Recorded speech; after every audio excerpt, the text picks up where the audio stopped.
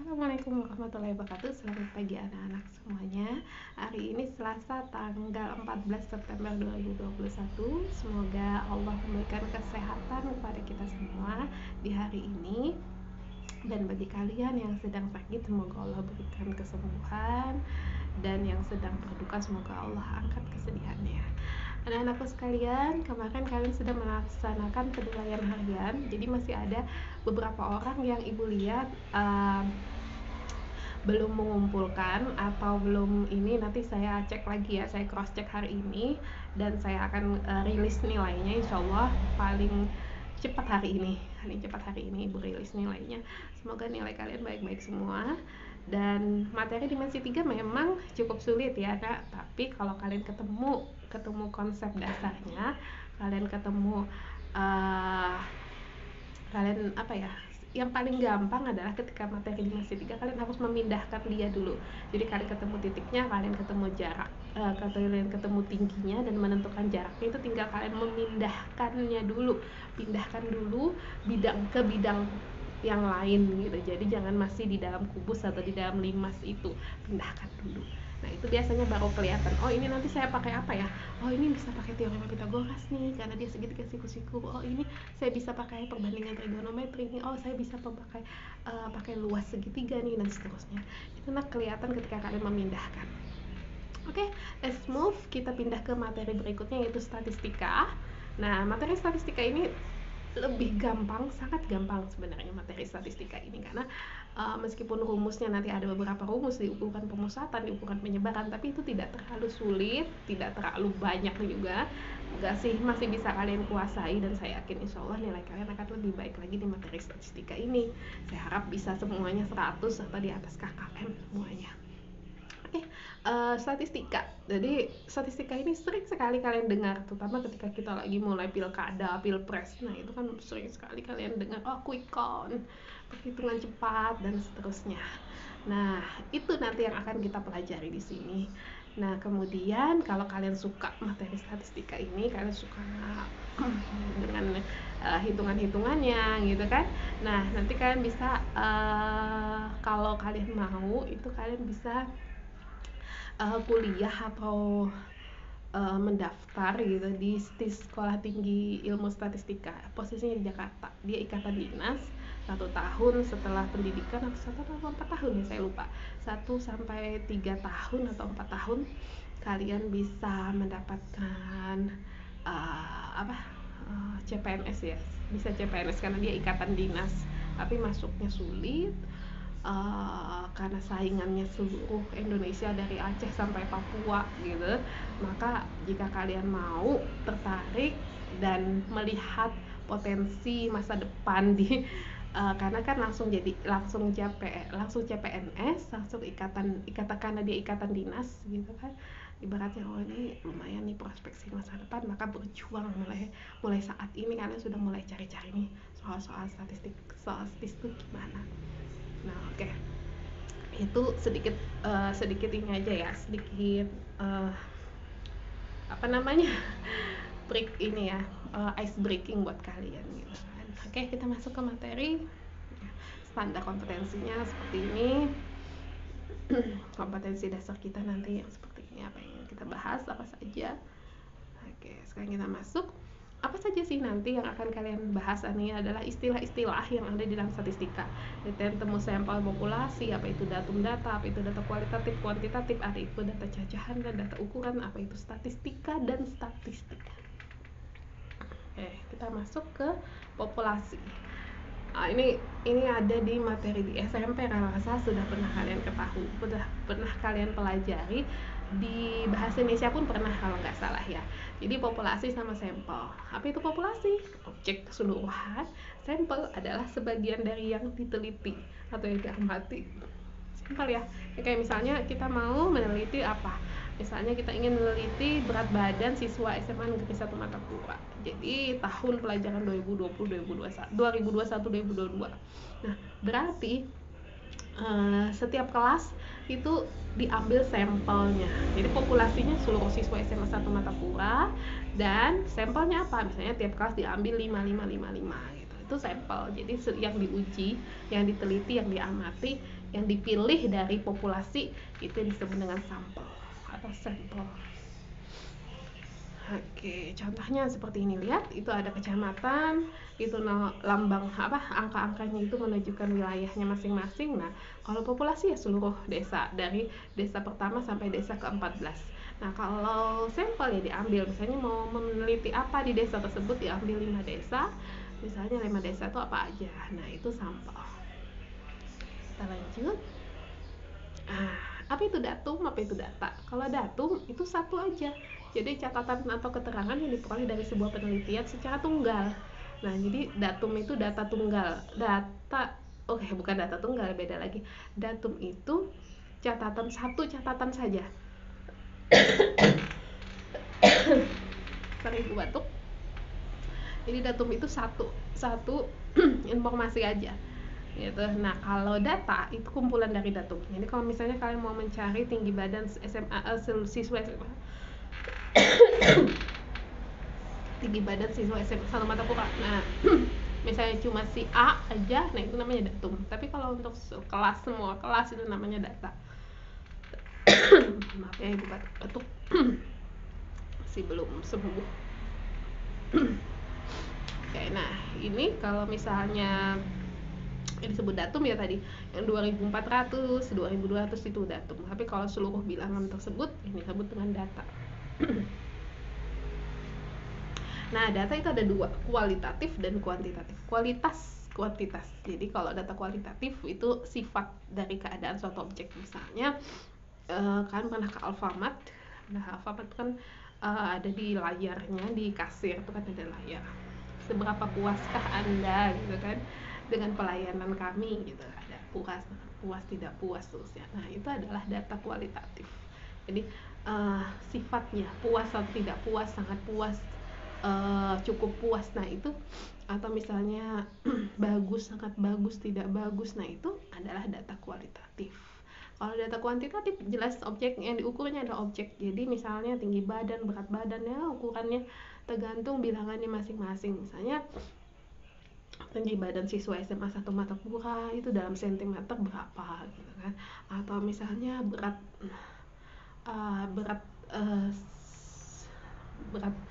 apa ya, misalnya, atau banyaknya halaman buku dan seterusnya. Pokoknya bisa dihitung, bisa kalian hitung, bisa kalian cacah gitu kan. Kalian cacah, itu disebut dengan data kuantitatif. Kalau data kualitatif itu lebih kualitinya, lebih kepada sifat objeknya yang diteliti itu apa sifatnya, tentang kepuasan atau tingkat kepuasan. Nah, lebih kepada tingkatan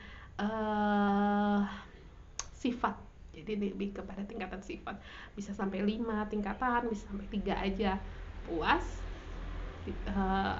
cukup puas, tidak puas, atau 5 sangat puas, habis itu apa lagi, puas, misalnya tidak belum cukup puas, apalagi ya di bawahnya, kurang puas sampai tidak puas. Nah, seperti itu ada data kualitatif dan data kuantitatif. Nah, data cacahan sama data ukuran. Nah, kalau data cacahan itu yang diambil dengan cara kita melakukan membilang. Jadi kita mengambil data dengan cara membilang. Misalnya siapa siswa, kita milih ketua kelas misalnya. Siapa yang memilih A, silahkan angkat tangan misalnya. Nah, tok angkat tangan dihitung, tuk. Nah, itu dicacah namanya. Tuk, dibilang. Oh, ini berarti yang memilih A 1, 2, 3, 4, 5, 6. Oh, ada 6. Nah, itu namanya mencacah. Tapi kalau misalnya mengukur, itu kita menggunakan alat ukur. Jadi misalnya kita mau mengukur berat, ya kita menggunakan timbangan. Kalau kita ingin mengukur massa kita menggunakan timbangan. Kalau kita mau mengukur misalnya panjang, satuan panjang, ya kita bisa menggunakan meteran, bisa menggunakan penggaris dan seterusnya. Nah, itu datanya ukuran, mengukur, tidak ada ukuran, tidak sama ya. Cacah kita membilang, kita bilang itu. Nah, kalau mengukur tidak ada alat ukur yang digunakan untuk mengukur objek tersebut sesuai besarannya masing-masing, sesuai yang akan kita teliti masing-masing. Oke, kita lanjut. Nah, apa bedanya statistika sama statistik? Kalau statistika itu ilmu, jadi statistika ada A-nya di belakang, itu ilmu cabang dari matematika yang mempelajari cara yang pertama mengumpulkan, setelah dikumpulkan disusun, habis disusun diolah, habis diolah dianalisis, habis dianalisis baru disajikan untuk menarik kesimpulan. Jadi 5 poin. Jadi mulai dari mengumpulkan, setelah itu kita masuk menyusunnya, lalu kita olah dia, kita analisa dia, kita sajikan, dan kita simpulkan untuk menarik kesimpulan. Sedangkan statistik itu hasil pengolahan data, itu yang disebut statistik. Jadi kalau statistika ilmunya, kalau statistik itu hasil pengolahan datanya. Jadi misalnya kan pernah melihat misalnya Liga Champion yang ada di TV, misalnya data statistik sementara gitu kan, siapa aja yang menang sampai babak ini, siapa aja yang menang, itu kan data statistik tulisannya. Nah, itu hasil pengolahan data.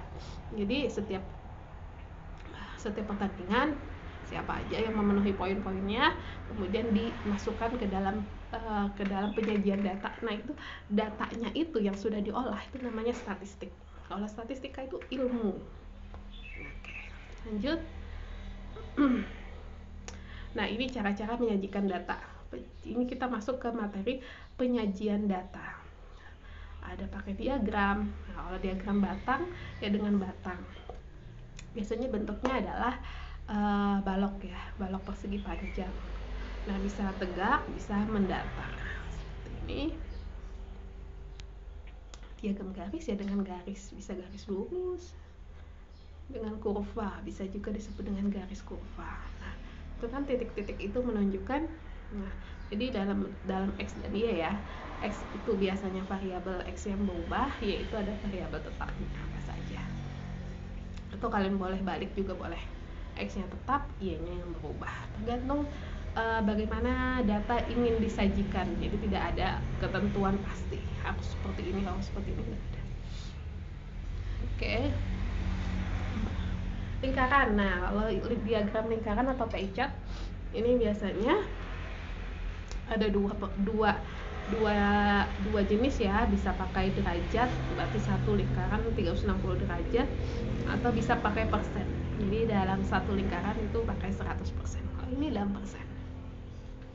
Nah, 180 orang siswa, 180 orang ya, di suatu kelurahan pada tahun 2006 terdapat 180 orang siswa, 50%-nya orang anak SD, berarti 90 orangnya adalah SD.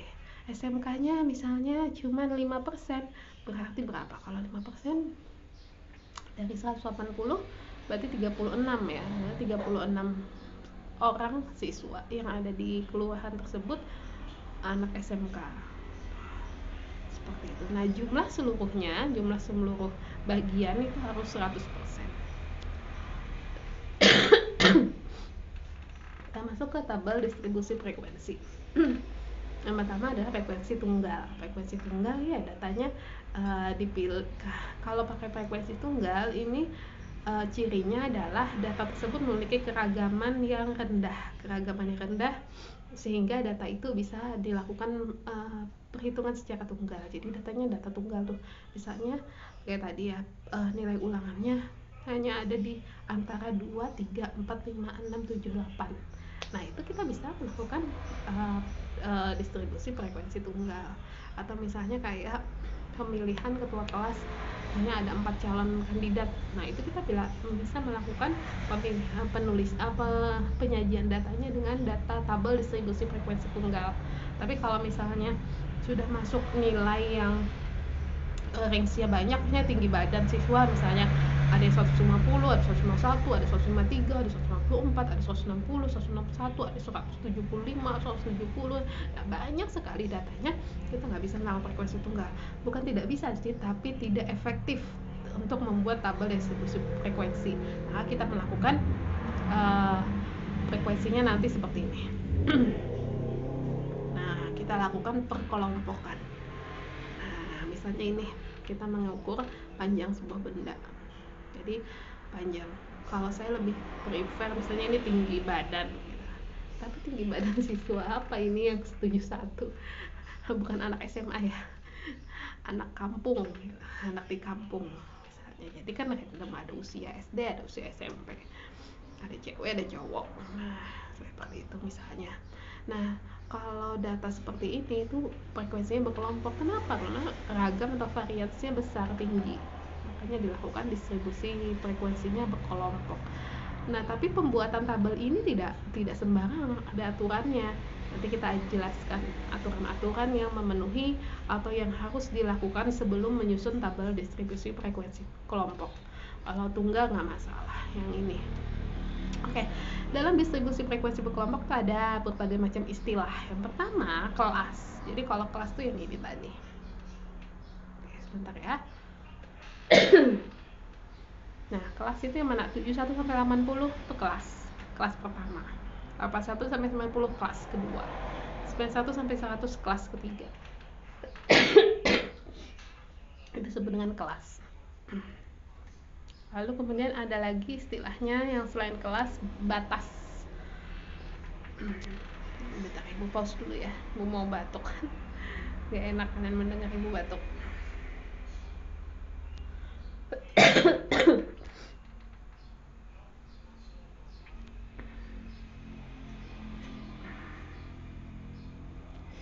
Bisa di pause.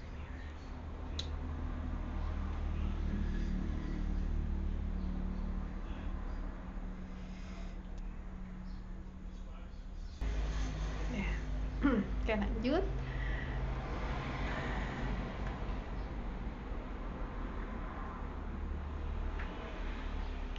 Nah, batas kelas. Batas kelas apa? Jadi, kalau batas kelas nilai ujung bawah suatu kelas. Jadi kayak tadi 71 sampai 80. Berarti batas bawahnya 71, batas atasnya 80 untuk kelas itu, kelas pertama.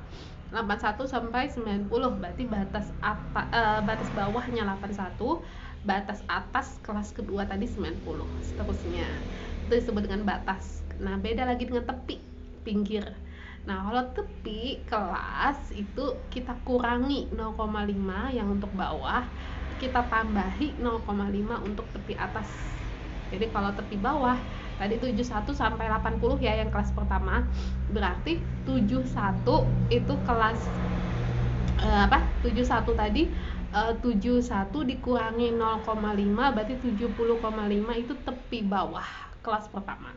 Kemudian 80 untuk tepi atas, 80 batas atasnya ditambah 0,5 berarti 80,5. Berarti batas tepi atasnya untuk kelas pertama ada 80,5. Itu ya tepi. Itu per kelas ngitungnya. Jadi kelas pertama, kelas kedua tergantung kelas yang dipilih nanti apa. Nah, ini masing-masing kelas nilai tepinya beda-beda. Tepi atas dan tepi bawahnya beda-beda. Kalau panjang kelas itu range-nya 71 sampai 80 tuh berapa sih panjangnya? 71 sampai 80, 71, 72, 73, 74, 75, 76, 77, 78, 79, 80. Ada 10 kelas. Oke, bisa membaca seperti itu. Jadi 10 panjangnya. Panjang kelasnya berarti 10. Bisa kalian menghitungnya seperti itu. Misalnya dari 71 sampai 80 kalian mulai 71, 72, 73 kalian hitung seperti itu. Boleh, benar. Ada juga dengan cara seperti ini, itu panjang kelas itu ada tepi atas dikurangi tepi bawah. Bisa juga dengan cara batas bawah kelas kedua dikurangi batas bawah kelas pertama. Batas atas kelas kedua dikurangi dengan batas atas kelas pertama atau sebelumnya. Ketiga dengan kedua. Setiap kelas itu memiliki panjang kelas yang sama. Jadi ngitungnya cuma satu kali. Kamu mau milih di kelas berapa? Satu kali aja cukup. Kenapa? Karena setiap kelas itu panjang kelasnya adalah sama, sudah fix. Jadi itu. Panjang kelas bisa disebut dengan lebar kelas, bisa interval kelas. Oke, sekarang kita masuk ke titik tengah kelas. Titik tengah kelas itu titik tengah adalah setengah dari batas atas tambah batas bawah. Jadi kalau tadi 71 tambah 80 berarti batas bawahnya 71, batas atasnya 80, 71 tambah 80 bagi 2. Berarti titik tengah kelas pertama itu ada 71 tambah 80 bagi 2. Berarti 151 bagi 2 berarti 75,5. Berarti 75,5 itu adalah titik tengah kelas pertama. Kelas kedua, kalian ngitung itu lagi 81 sampai 90 bagi 2. Atau kalian juga bisa, karena panjang kelasnya 10 berarti titik tengah kelas kedua tambah lagi 10. Jadi tadi 75,5 tambah 10 85,5. Titik tengah kelas ketiga berarti tambah 10 95,5. Boleh seperti itu. Karena kita ngitungnya titik tengah ditambah panjang kelas untuk menghitung titik tengah kelas berikutnya. Seperti itu, nggak masalah. Oke. Nah, bagaimana cara kita menyusun tabel distribusi frekuensi per kelompok? Yang pertama kita melakukan menghitung dulu rentangnya atau range-nya. X maksimum, nilai paling tingginya dari data tersebut berapa, dikurangi nilai yang paling rendahnya berapa. Langkah yang kedua, kita menentukan banyaknya kelas. Jadi kelasnya tadi kan 71 sampai 80 bla bla bla bla tuh ada berapa buah tuh? Ada beberapa. Ada 7 apa 6 ya tadi. Nah, itu banyaknya kelas. Itu dengan kaidah ini. Stargess. K sama dengan 1 tambah 3,3 log N. K itu ada banyaknya kelas, N ukuran data. Nanti nilainya tidak bulat ya, karena logaritma dan dikalikan dengan 3,3 pasti nilainya tidak bulat, pasti harus dibulatkan. Biasanya pembulatannya kemana? Ke atas. Jadi meskipun nilainya misalnya 7,2 secara standar internasional kita bulatkan ke bawah ya, ke 7 ya. Nah, tapi kalau statistika dibulatkannya ke atas. Jadi rata-rata dibulatkan ke atas, terutama kalau datanya sedikit. Jadi datanya sedikit itu kita bulatkan ke atas saja. Seperti itu. Panjang kelas ya, menentukan panjangnya kelas tadi kita menggunakan range dan banyaknya kelas. Jadi kalau range-nya berapa dibagi dengan banyaknya kelas itu ada panjang. Panjang itu yang mana tadi, yang 71 sampai 80 itu berapa sih? 71 dulu berarti 10, berarti panjang kelas itu 10. Jadi setiap kelas itu panjangnya atau lebarnya atau intervalnya ada 10. Nah, menentukannya tadi yaitu adalah rentang di langkah pertama dibagi dengan langkah kedua. Nah, itu biasanya juga tidak bulat, bukan bilangan bulat, jadi harus dibulatkan. Nah, harus dibulatkan berarti kalian lakukan pembulatan ke atas juga. Langkah keempat, kita menggunakan nilai panjang untuk menentukan kelas-kelasnya. Jadi dari panjang kelas tadi kita menentukan kelas-kelasnya. Ingat, kalian harus memuat minimum dan maksimum ya. Jangan sampai nilai minimum dan nilai maksimumnya tertinggal. Baru kemudian kita melakukan perhitungan dengan turus untuk menentukan frekuensi setiap kelas. Ini contohnya. Ada 40 kali pengukuran, berarti ada 40 data. Anggaplah ini apa ya, data apa ya kalau milimeter, mungkin ini ya, apa, panjang sebuah benda kali ya. Jadi seperti itu. Nah, yang pertama kita harus lakukan apa dulu tadi? Rentangnya, X maksimumnya. X maksimumnya berapa di sini? 170 berapa ya? 176 ya.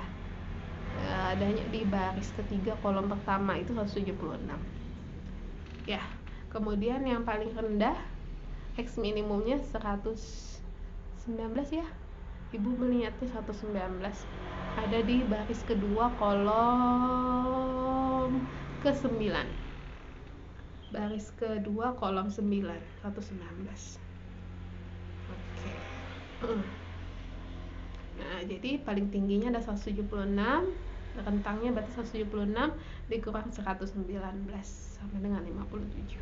Langkah keduanya sudah menentukan rentang, yang kedua kita menentukan banyaknya kelas. Banyaknya kelas dengan aturan Stargess tadi, K sama dengan 1 ditambah 3,3 log N. N-nya berapa? Karena ada 40 data, berarti N-nya 40.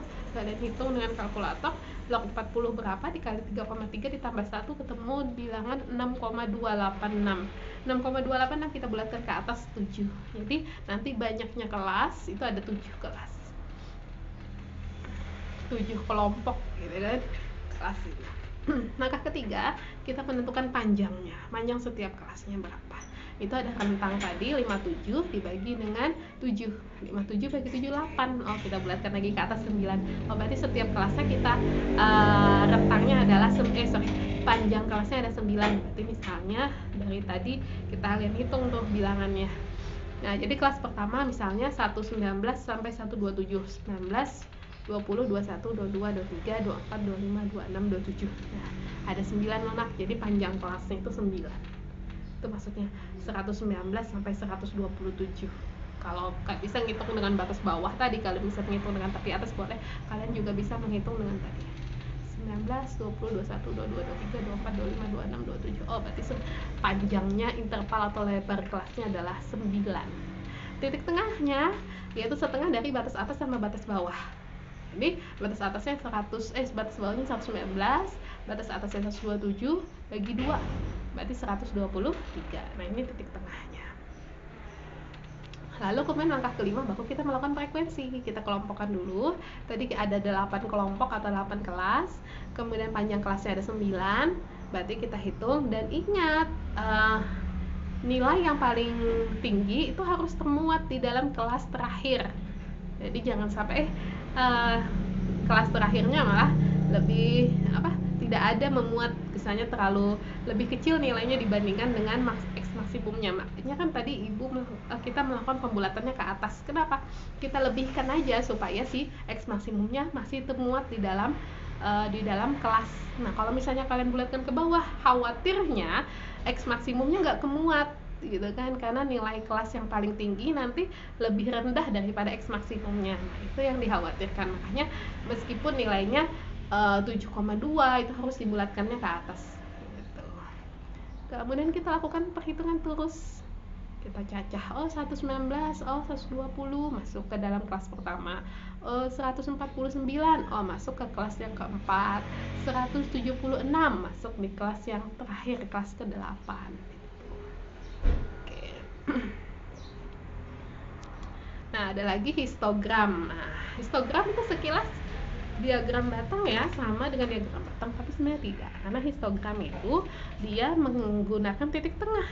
Jadi dan dempet. Kalau batang kan per bagian tunggal, kalau histogram itu untuk distribusi frekuensi berkelompok.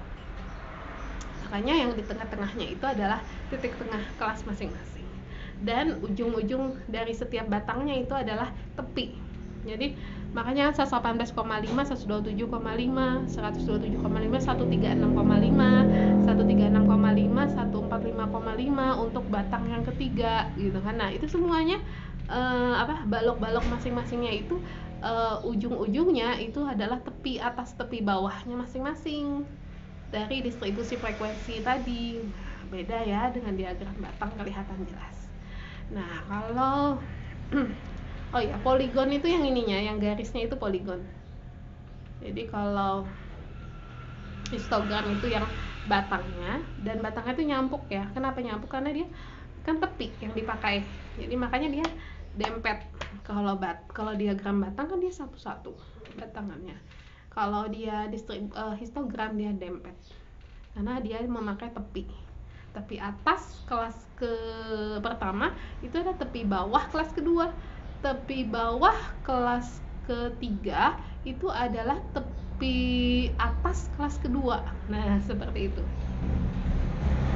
Poligon yang garisnya itu poligonnya. Kalau ogive itu yang dipakai ada frekuensi kumulatif. Karena jumlah datanya ada 40, berarti nanti kumulatif terakhir untuk kelas terakhir itu frekuensinya jumlahnya harus 40. Maka dia menggunakan frekuensi kumulatif. Jadi misalnya data yang kurang dari 127,5 ada 3. Data yang kurang dari 136,5 berarti 6 untuk di kelas kedua, ditambah yang di kelas pertama 3, berarti 9. Nah, kalau data yang kurang dari 145,5 berarti 3 tambah 9 sama data yang ada di kelas ketiga, yaitu berapa? 10 ya, berarti 19. Nah, seperti itu. Nah, kalau tadi ogive positif tuh yang hasilnya nanti menaik sampai data terakhir tinggi frekuensi terakhirnya berapa, menaiki sampai ke sana. Kalau ogif negatif kebalikannya, frekuensi tertingginya data banyaknya data terakhirnya berapa sampai ke bawah yang paling rendah. Itu ada ogif positif, ogif negatif. Itu pakai frekuensi kumulatif. Frekuensi kumulatif itu ngitungnya frekuensi kelas pertama dengan kelas kedua ditambahkan, itu jadi frekuensi kumulatif kelas kedua. Jadi frekuensi kumulatif kelas pertama itu adalah nilai frekuensi kumulatif, frekuensinya sendiri. Frekuensi itu yang setelah kita hitung turusnya itu, nah 1, 2, 3 set, misalnya 5, berarti nilai frekuensinya 5. 10 misalnya, berarti frekuensinya 10. Itu frekuensi tuh. Kalau frekuensi kumulatif itu misalnya untuk kelas pertama ya sama dengan frekuensinya sendiri. Untuk frekuensi kumulatif kelas kedua, frekuensi kelas pertama tambah kedua, itu ada frekuensi kumulatif kelas kedua. Frekuensi kumulatif kelas ketiga, hasil dari penjumlahan yang di frekuensi kumulatif kelas kedua tadi tambahkan dengan frekuensi kelas ketiga, tambahkan. Kalau misalnya frekuensi kumulatif kelas keempat, berarti frekuensi kumulatif kelas ketiga tambahkan dengan frekuensinya kelas keempat, seterusnya sampai nanti ketemu banyaknya datanya adalah berapa, itu di frekuensi kumulatif terakhir. Itu kalau yang positif ogifnya. Kalau ogif negatif kebalikannya, dikurangkan. Jadi frekuensi kumulatif kelas pertama itu dibalik, makanya datanya tuh terbalik seperti itu. Oke, nah penyajian data cukup sampai sini. Pertemuan hari ini. Pertemuan berikutnya kita masuk ke nanti ke ukuran pemusatan data dan ukuran penyebaran data. Insya Allah jelas ya nak ya untuk hari ini. Jika ada yang pertanyaan silahkan kalian tuliskan di kolom komentar ataupun kalian tuliskan di WhatsApp grup kita. Oke, terima kasih. Semoga paham, mengerti penjelasan statistika hari ini. Assalamualaikum warahmatullahi wabarakatuh.